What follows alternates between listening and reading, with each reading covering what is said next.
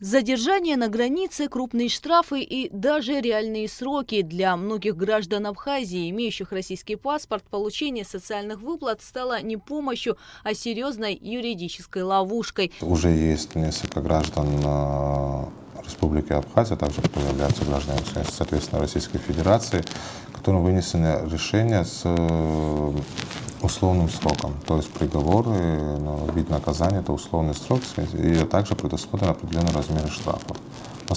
Такие факторы тоже имеют место быть. Речь идет о тех, кто получал российские детские пособия, фактически не проживая в России, и обналичивал материнский капитал. Сегодня эта проблема вышла на государственный уровень. По поручению президента в республике создана межведомственная рабочая группа. Сейчас ее задача – оказать правовое содействие гражданам, которые оказались в зоне риска. В данный момент при Министерстве социального обеспечения ведется строгий учет всех, кто воспользовался российскими мерами поддержки и обналичил мат-капитал.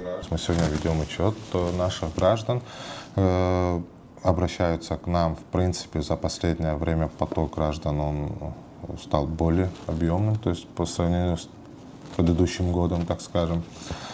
Мы уже в ходе своей работы проверяем те материалы, документы, которые находятся на руках у граждан Республики Абхазия, какие они подписывали документы, настолько соответствует это все действительности и нормам, которые позволяют ту или иную процедуру. Скрыть получение выплат сегодня невозможно. Цифровой контроль стал прозрачным. Российские базы данных социального фонда и пограничной службы теперь работают в единой связке.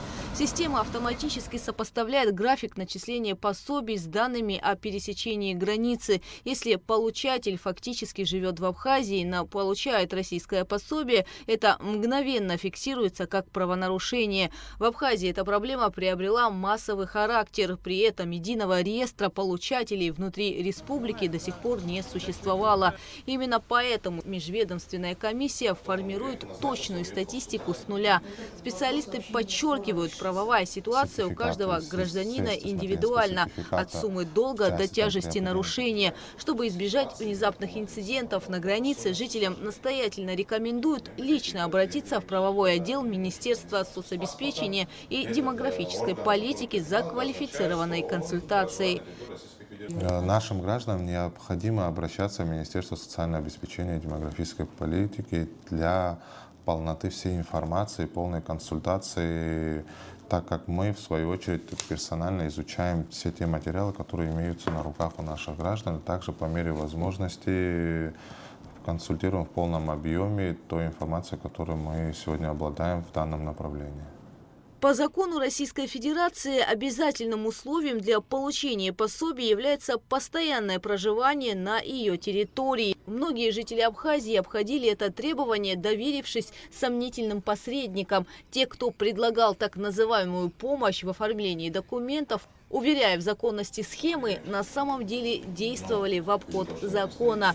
Теперь расплачиваться за это приходится получателям. Рабочая группа продолжает свою деятельность. Главный совет юристов сегодня не игнорировать проблему. Только полная информация и своевременная правовая помощь помогут избежать уголовного преследования и найти выход из сложившейся ситуации.